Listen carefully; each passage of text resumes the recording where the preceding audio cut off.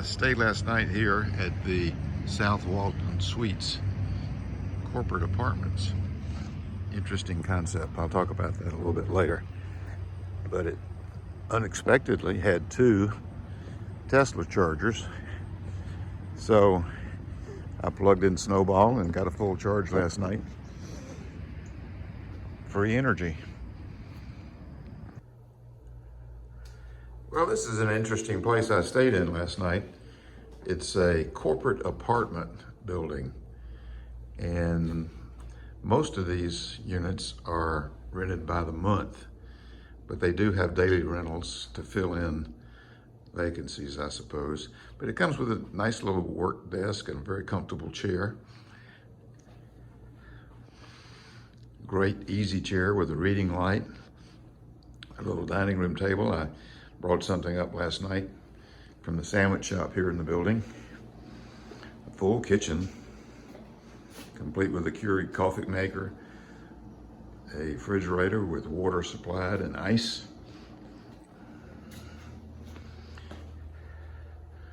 Good sized bathroom with a walk-in shower.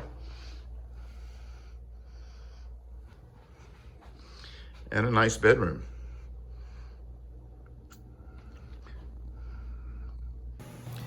I only packed enough clothes for 7 or 8 days, so the laundry room gave me an opportunity to wash everything that needed cleaning up to this point. Most of the rooms are rented on a weekly or monthly basis, and their big customers are Walmart managers and suppliers to Walmart. $1,800 a month or $60 a day. That's a pretty good deal.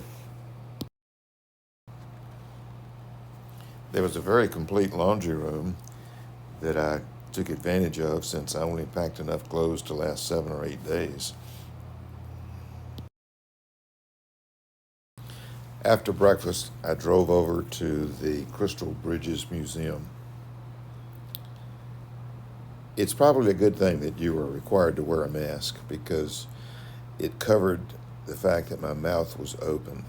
It's truly jaw-dropping.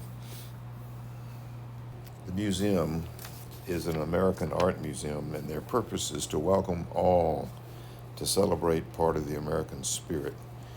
It has over 200,000 square feet of exhibition space and 5 miles of sculptures and walking trails which link the museum to downtown Bentonville. Crystal Bridges opened on November the 11th, 2011, and in fact the coffee bar is named 11 after 11/11/11, the date the museum opened. Even if this video were hours long, I could not possibly do their collection justice, so I'm including a link to the museum's website below.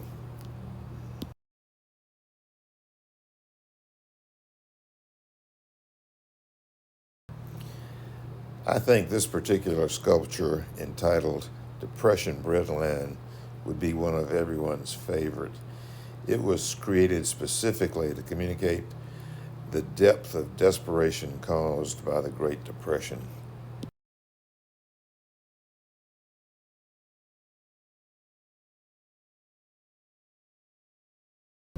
This sculpture was done by Alexander Calder, who was known primarily for his innovative mobile sculptures.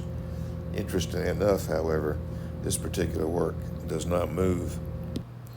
This picture is Marquis de Lafayette, who was a French aristocrat and military officer who fought in the American Revolutionary War. After returning to France, he was a key figure in the French Revolution.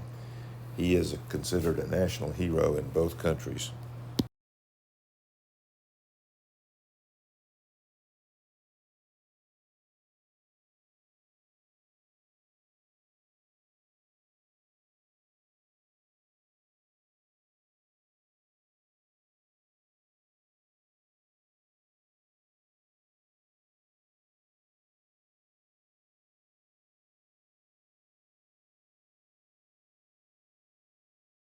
This painting is entitled A Tight Fix.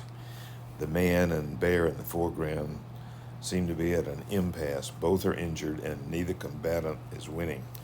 And it's unclear if the second hunter is aiming at the bear or something beyond the frame. This is probably my favorite painting in the entire collection, Rosie the Riveter, which represents the 19 million women that held jobs during World War II. Notice the Red Cross blood donor button, the white V for victory button, a Blue Star mother's pin, 2 Bronze Civilian Service Awards, and a personal identity badge. Norman Rockwell's image received mass distribution as the cover of Saturday Evening Post on Memorial Day in May of 1943. This depicts a brawny woman taking her lunch break with a rivet gun on her lap, and beneath her penny loafer was a copy of Adolf Hitler's Mein Kampf. Rockwell sent a letter to the 19-year-old model for this painting, apologizing for the hefty body by saying, "I did have to make you into sort of a giant." The model was invited to the Sotheby's auction in 2002 when the painting was sold for $5 million.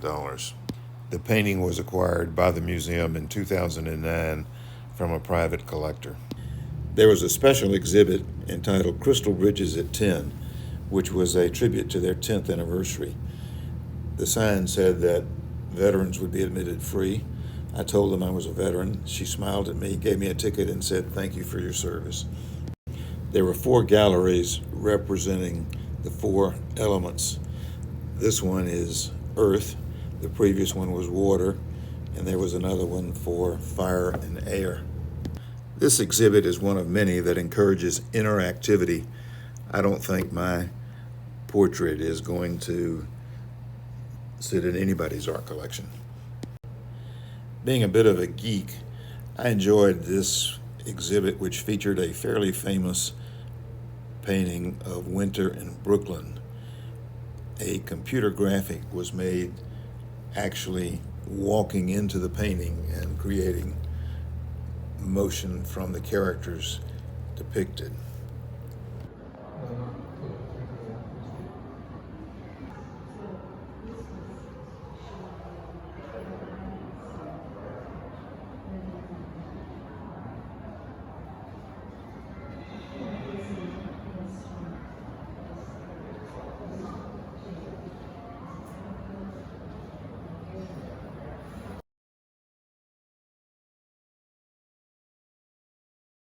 Driving into Bentonville last night, I ran into a huge rainstorm that actually required me to pull off the expressway for about 15 or 20 minutes. It was so hard that many of the streets were flooded, and you can see the waters here are very muddy, which is not typical. I just like how you can do a lot of stuff with it, I guess. It's really fun. Cool. And you're going to leave that hanging on the wall when you leave, right? You want to leave it? Perfect. Well, that's it for the Crystal Bridges Museum. What a fabulous place. It's worth a visit. I've left now, and I thought it'd be fun to take a drive around Bentonville. It's a picturesque small town, helped a lot by the fact that it has a sugar daddy. I'm playing this back at 3 times the speed just to give you a flavor of Bentonville. It looks like it'd be a pleasant town to live. There's no charge for parking. Everything is clean. Definitely has the image of a company town.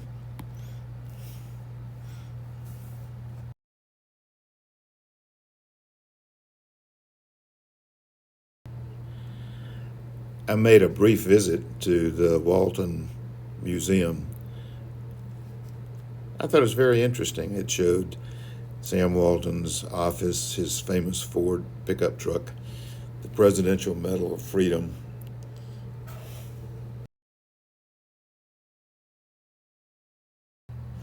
There was a mock-up of Walmart's new corporate campus. I passed it on the way in. It is mammoth. It makes the Apple campus look tiny. This is a picture of the town square, which is beautifully landscaped with the courthouse in the background. After leaving here, I stopped at a very pretty park with some other Walton donation sign, and then it was on to Tulsa. On the way out, I passed what purported to be the Walmart home office. There are actually many, many Walmart buildings in town. It was a short ride to Oklahoma, and as soon as I got to Oklahoma, I came across this very exotic Indian casino. So I'm heading to Tulsa, and you can see I was planning on going to Claremont, Oklahoma, the home of the Will Rogers Museum, but it closes at 5, and it'll be 5 by the time I get there. So scratch that. Notice that the speed limit in Oklahoma is 80 miles an hour, and I'm doing 84, so I'm shredding down the road. So I made good time to the Tulsa Supercharger, which is located in the parking lot for the Hard Rock Cafe, Casino, and Hotel. You don't see this every day, complimentary rides to the gambling casino. After I charged up, I decided to stop at the casino, take in a few country acts, have a beer, and check it out.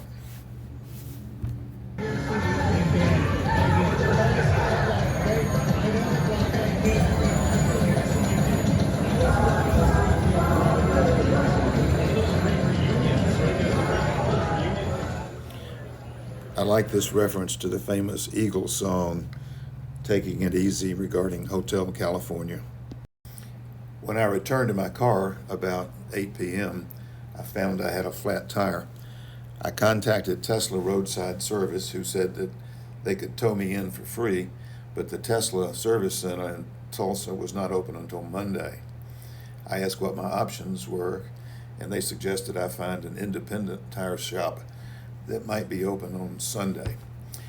So I looked across the street. I found a Hampton Inn that was available that night. The Hard Rock Hotel was booked solid for the next 2 weeks. So I took an Uber over there and had a nice sleep and contemplated what my next steps were.